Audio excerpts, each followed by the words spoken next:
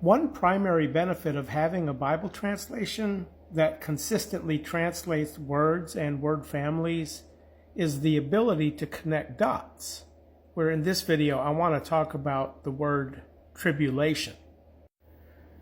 Where in Matthew 24:21, of course, most people are familiar with the Great Tribulation. And we see that the word here is G2347,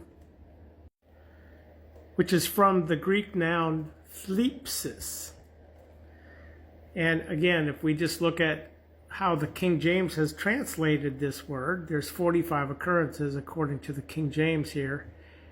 They've translated it tribulation, affliction, trouble, anguish, persecution, burdened, to be afflicted. Okay, so let's look at the Devar translation. Here we see they translated it affliction, thlipsis. 2347 is one word in the same word family. Where if we move along to 2 Thessalonians 1:4, here again is the same noun. All your persecutions and the afflictions which you bear, where if we keep reading, here are more occurrences. So, to requite affliction, thlipsis, 2347, to you who are being afflicted, 2346. So this is a different word in the same family. It's a different part of speech. Phlibo, the verb. So this is the action of it, of the noun. The noun is the thing, the verb is the action, which they've translated trouble, afflict, narrow, throng, suffer tribulation. So let's look at narrow. Where did they translate it narrow? Matthew 7:14, because strait is the gate and narrow is the way which leadeth unto life, and few there. Okay, so narrow here is actually affliction. So again, the Devar consistently translates these words and word families. So come in through the strait gate, since the gate is strait, and the way is the one having been afflicted, which tells us that the context of this verse is the great affliction. Concerning the audience Jesus is speaking to in Matthew 24, which parabolically is a third watch time audience.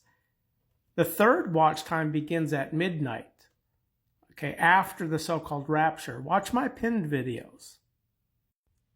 Where then again, if we come back to the King James, for those of you using this translation, or any other for that matter, and you're reading this, and to you who are being troubled, rest. Well, this word here is affliction. They just translated it differently. This verse is about affliction. So, to you who are being afflicted, slackening which is with you, who will not go through the great tribulation, because the context and audience in this discourse is pre-midnight.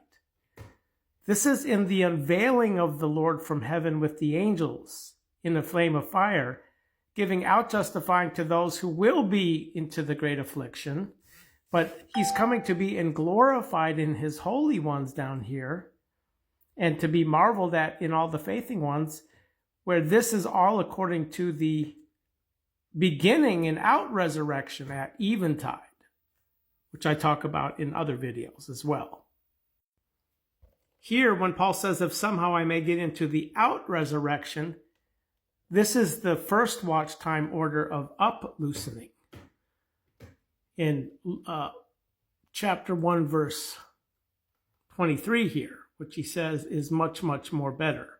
To be uploosened, which takes us to Luke 12:36, where the wedding feast is mentioned according to the watch times, which the first watch times disappeared. So this is all beside the point, but the point being is that there's slackening according to those being afflicted here, which is all pre-great affliction. So all of you who want to go through the Great Tribulation will be locked out of the wedding at midnight. And you're not connecting these dots properly because they've translated this Greek word, thlipsis, all kinds of different ways. So if you're reading this to you being troubled, you're not connecting it to affliction because they didn't translate it affliction in this verse. Where again, the afflicted way is locked out of the wedding feast at midnight. We're translating the verb thlibo as narrow in Matthew 7:14 is one of the grossest mishandling translations I've seen. Okay? It's the same word family as the affliction, the great affliction. This is the afflicted way, which they've translated trouble, afflict, and then narrow. And then here they translated it throng. Mark 3:9, and he spake to his disciples that a small ship should wait on him because of the multitude, lest they should throng him. Throng him? It's lest they may afflict him. Thlibo. Where the throng here is mentioned. Throng. And I could keep showing more examples, but I'll just cut it short here and say that having a pattern of words being healthy is vastly important so we can connect the dots to concepts that carry from one verse to another verse to another verse surrounding affliction in this example, which there are many, many other words mishandled as well, hiding other connections that we make. So I highly recommend the Devar Bible translation because it has taken great care in translating words consistently.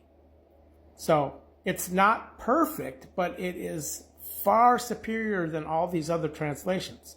And if you're interested, the software is available. Go to the video 090 here, which is the thumbnail on the screen. And there's information about the translation and how to get it on High Drive, which is a file share website where there's files for Mac, PC, and Android phone. The link and the password is provided in the comments below the video.